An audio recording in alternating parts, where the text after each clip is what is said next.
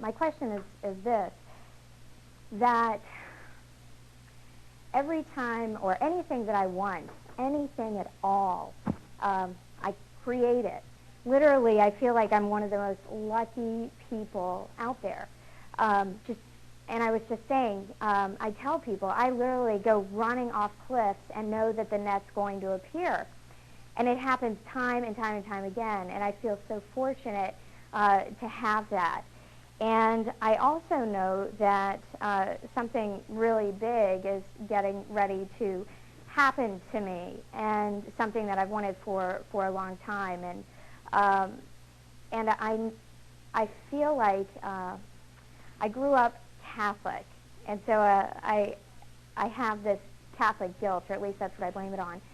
And I want to be able to accept all of these gifts that keep coming, and accept that I know this big thing is getting ready to happen to me, and that I'm ready for it, and it's okay that it's going to happen.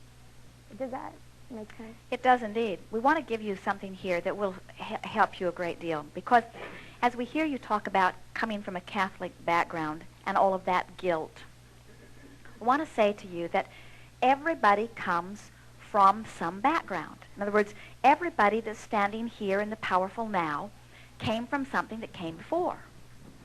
And even though where you stand now, by all of the choices that you've been making, feels a whole lot better to you than where you stood in some of those former places, condemning those former places only messes up your now.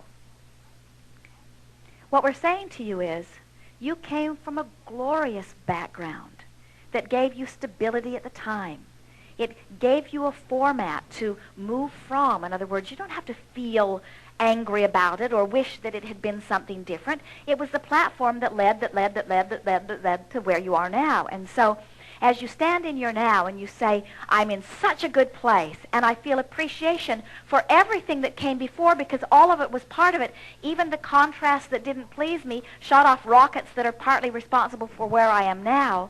Can you feel the ease that comes through you? In other words, we would like you to proudly say, I come from this Catholic background, and it served me so well at the time, and now I'm thinking thoughts that are along this line, but there's still a basis. Because within every religion, within every basis of every background, there are powerful parts that are of enormous value, you say. There's something deeper in your question. You want to get more specific? I'd like to, and I'm thinking, why am I so emotional about this? Because I think it's just well, I'll be more specific, because I appreciate everybody's time and letting me, ask this question from you. But the more they understand about what you're asking, the more they will benefit from the moment, too. Well, I'll give you an example. The first time that I came to an Abraham session, which was a year and a half ago, I own a software company, and at the time, we were raising financing. And I came here and I asked the question, I said, I don't know how many employees, it was 20 or something at the time. And I said, and I'm running out of money and I really need to raise some money, and I would really like to meet somebody that's going to, help us with this. Well, I was, in fact, just telling this story. I left the Abraham session at the end of the day, and my friends who came along with me, we hopped into a cab, and one of the men from the Abraham session and his significant other who was there hopped into the cab with us. We headed off to a Spurs game because we went to a San Antonio session. And in the cab, the man says, well, I'll give you some money. And he wrote us a $100,000 check, literally, like that. And it happened that day. And that's how things keep happening. Literally, I say I want this to happen, and it happens that day. And I'm, I think part of where I have this deeper questioning coming from is that as CEO of this company, yesterday I was dealing with some of our employees who were having a somewhat rough day, and while we were talking, I thought, gosh, Ingrid, you're so lucky to be so blessed. But there are people around you that are having a rough time, and they're not able to just dream something up and have things happen. And what that does to me when I question myself is it takes things longer to have happen than usually. Well, think about why. Now, don't get confused about what's happening. When you look at your own life and you feel appreciation for how well it's going, you hold yourself in vibration that continues that. When you look at people you love and you imagine them having that kind of life, even though they're not having it yet, you still hold yourself in vibrational harmony with well-being and you still allow it. But when you look at people that you love who are not having the life that they want, and you notice that in this moment they're not having the life that they want, and you suffer with them a little bit, then you are using them as your excuse to not allow your energy to flow. In other words, you're using them as a temporary excuse to pinch it off just a little bit. The best thing that you can do for anyone is to thrive. The best thing that you can do for anyone is to open your vortex, open your valve to source energy, and allow the energy to flow. You cannot wish everyone else into alignment because they must find their own place of alignment. Well, and I think that when you were just saying to the woman who was just up here, you said, you know, when she asked you the question about Abraham speaking through Esther, and you said, well, thank you for the compliment, because what essentially we all have this ability, and it's just accepting that. And I think I was thinking as she was asking that question, I thought, well, we all know what's really true. It's just we need some reassurance sometimes. I need reassurance sometimes. We like you wanting reassurance, but we also like to remind you that the universe is constantly giving you feedback about where your vibration is. In other words, there's not a shred of evidence to the contrary of this that we are teaching about law of attraction. And so you are constantly in a life-giving workshop that is always letting you know what your vibrational nature is. You can tell in every moment whether you're letting it in or not once you know the way the game is played, and you know the way the game is played. In other words, you can tell when you're letting it in. Part of your confusion here, we think, is that a lot of this is coming naturally to you. We think you've been saying for a very long time how lucky you are. You could start out as a little child who has a grandmother who understands the idea of being lucky, who conveys to you that you're lucky, who reinforces it with you just a little bit, and you can always have things going well for you without having any knowledge about law of attraction. You don't have to speak the law of attraction language in order to be offering a vibration that lets well-being flow. What do you think is troubling you? Just getting peace with the sense that that's okay. That it's okay. So as a question that you're asking, I am so blessed because I have found ways to allow the energy to flow. Is it really all right for me to get what seems to be way more than my fair share of well-being while there are others who are out there pinching themselves off from it?